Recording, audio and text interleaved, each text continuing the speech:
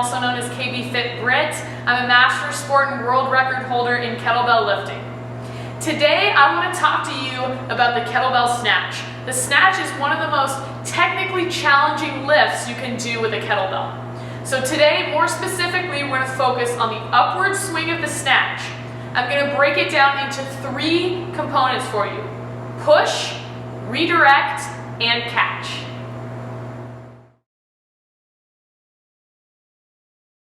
Component number 1 of the upward phase of the kettlebell snatch is going to be the push, meaning you're going to be using your legs to give the bell the momentum to get into the overhead position.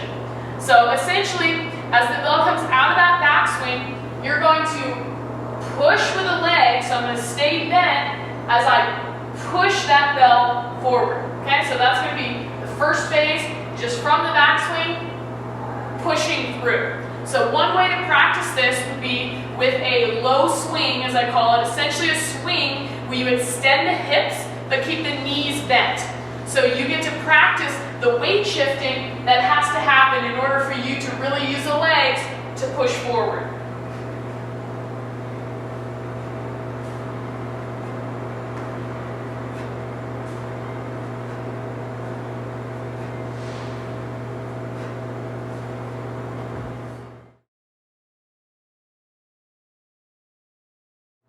Component number 2 of the upward phase of the kettlebell snatch is going to be to redirect the bell. So after you've pushed it with the legs, that's mostly directing the bell out and up, but now we want to slightly bring it back towards us so we can get into the overhead position.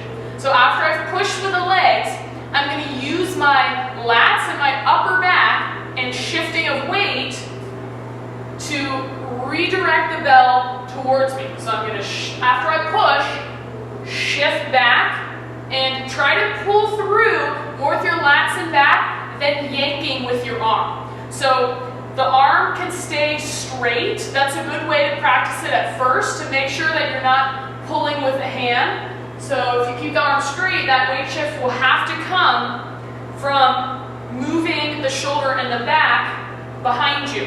It's not wrong to let the arm bend as it comes towards you, but it should be a passive movement. So you shouldn't be actively pulling back with the arm, but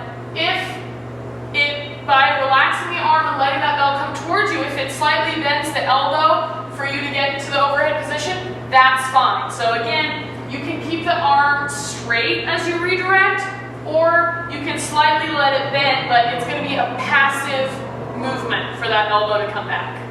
As you may hear some of the kettlebell greats like Dennis Vasiliev or Ivan Denisov describe, this combination of the push with the legs and the redirect, you should essentially feel almost like if you were to let the bell go, you would fall back. So you want to use that shifting of the weight to redirect the bell instead of pulling it. So just by that weight shift of slightly leaning back, that's what's causing the bell to come towards you, not an active pull from the arm or the shoulder. So again, I can practice this part of the technique, combining the push from the legs and the redirect from the weight shift with a low swing and then redirecting at the top. So it looks like this.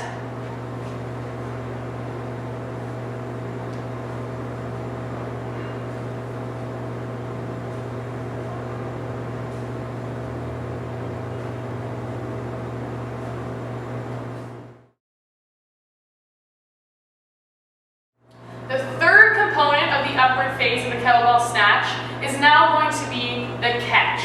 So after we push through with the legs, redirect the bell towards us, what's left to do is meet the bell in the overhead by punching the hand and shifting my weight back under the kettlebell.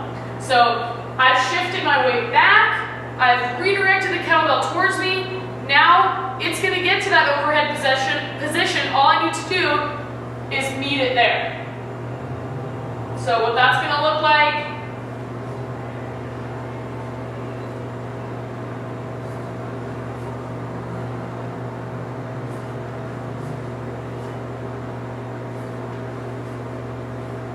as I mentioned before, the kettlebell snatch is a very complex this movement. So hopefully breaking it down into those 3 components of push, redirect, and catch helps simplify it a little bit for you. So if this helped you out, please comment below and let me know. If you need more help with the snatch, please feel free to send me a message.